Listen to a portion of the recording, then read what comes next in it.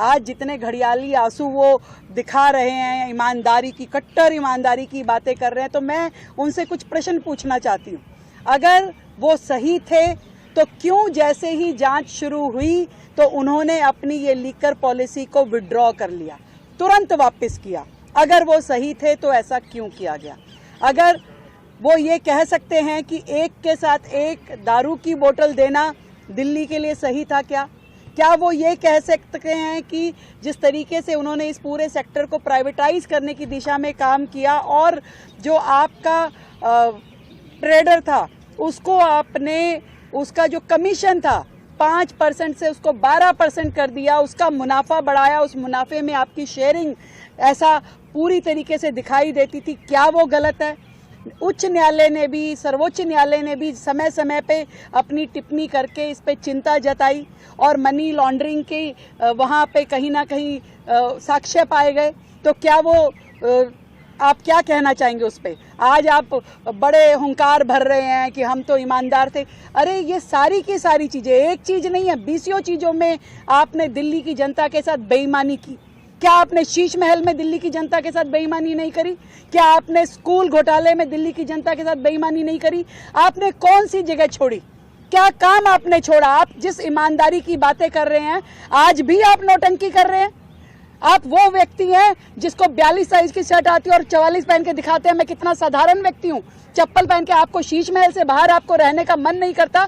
दिल्ली का शीश महल छोड़ के आप पंजाब के शीश महल में जाके रह रहे हैं। आप प्राइवेट जेट से नीचे बात नहीं करते। आप कह रहे मैं साधारण आदमी हूँ, मैं ईमानदार आदमी हूँ। आपने क्या 11 साल में दिल्ली की जनता का विकास किया? आपने करोड़ों रुपए का घोटाला दिल्ली में किया। क्लासरूम को आपने, शौचालय को क्लासरूम बोल बोल करके अपने यहाँ पे काउंटिंग। आज भी उनके समय की BCO बिल्डिंग अधूरी पड़ी है जिसमें आपने कॉस्ट इतनी बढ़ा दी, आपने सीधा सीधा कॉन्ट्रैक्टर्स को फायदा पहुंचाया। डबल कॉस्ट के प्रोजेक्ट आज भी पड़े हैं। कितनी सारी आपकी योजनाओं में आज तक रोजाना घोटाले निकलते हैं कि जिसके लिए आपने सैंक्शन 10 करोड़ किया और 150 करोड़ का खर्चा हो गया, जिसके लिए आपने सैंक्शन ही नहीं किया और फिर भी सालों तक आपने उसका अमाउंट बांटते रहे और पता नहीं क्या क्या किया। तो दिल्ली की जनता ने पहले ही न्याय कर दिया था, पहले ही आपको सत्ता से बाहर कर दिया, दिल्ली से बाहर कर दिया। और मैं समझती हूँ कि न्यायालय का भी आदेश जब आएगा तो उसमें जरूर वहां पे भी न्याय होगा, दिल्ली की जनता को न्याय मिलेगा और दिल्ली की जनता का जो पैसा आपने गबन किया है उसके लिए भी न्याय मिलेगा। आज जितने घड़ियाली आंसू वो दिखा रहे हैं, ईमानदारी की, कट्टर ईमानदारी की बातें कर रहे हैं, तो मैं उनसे कुछ प्रश्न पूछना चाहती हूँ।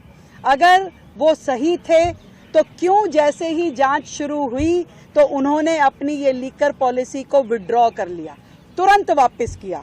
अगर वो सही थे तो ऐसा क्यों किया गया? अगर वो ये कह सकते हैं कि एक के साथ एक दारू की बोतल देना दिल्ली के लिए सही था क्या वो ये कह सकते हैं कि जिस तरीके से उन्होंने इस पूरे सेक्टर को प्राइवेटाइज करने की दिशा में काम किया और जो आपका ट्रेडर था उसको आपने, उसका जो कमीशन था 5% से उसको 12% कर दिया, उसका मुनाफा बढ़ाया, उस मुनाफे में आपकी शेयरिंग ऐसा पूरी तरीके से दिखाई देती थी, क्या वो गलत है? उच्च न्यायालय ने भी, सर्वोच्च न्यायालय ने भी समय समय पे अपनी टिप्पणी करके इस पे चिंता जताई और मनी लॉन्ड्रिंग के वहाँ पे कहीं ना कहीं साक्ष्य पाए गए। तो क्या वो आप क्या कहना चाहेंगे उस पे? आज आप बड़े हुंकार भर रहे हैं कि हम तो ईमानदार थे। अरे ये सारी की सारी चीजें, एक चीज नहीं है, 20 चीजों में आपने दिल्ली की जनता के साथ बेईमानी की। क्या आपने शीश महल में दिल्ली की जनता के साथ बेईमानी नहीं करी? क्या आपने स्कूल घोटाले में दिल्ली की जनता के साथ बेईमानी नहीं करी? आपने कौन सी जगह छोड़ी? क्या काम आपने छोड़ा? आप जिस ईमानदारी की बातें कर रहे हैं आज भी आप नौटंकी कर रहे हैं। आप वो व्यक्ति हैं जिसको 42 साइज की शर्ट आती है और 44 पहन के दिखाते हैं मैं कितना साधारण व्यक्ति हूँ। चप्पल पहन के आपको शीश महल से बाहर आपको रहने का मन नहीं करता। दिल्ली का शीश महल छोड़ के आप पंजाब के शीश महल में जाके रह रहे हैं। आप प्राइवेट जेट से नीचे बात नहीं करते। आप कह रहे मैं साधारण आदमी हूँ, मैं ईमानदार आदमी हूँ। आपने क्या 11 साल में दिल्ली की जनता का विकास किया? आपने करोड़ों रुपए का घोटाला दिल्ली में किया।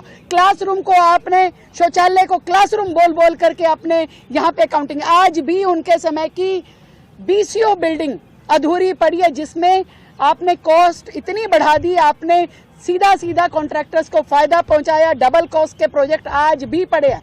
कितनी सारी आपकी योजनाओं में आज तक रोजाना घोटाले निकलते हैं कि जिसके लिए आपने सैंक्शन 10 करोड़ किया और 150 करोड़ का खर्चा हो गया, जिसके लिए आपने सैंक्शन ही नहीं किया और फिर भी सालों तक आपने उसका अमाउंट बांटते रहे और पता नहीं क्या क्या किया।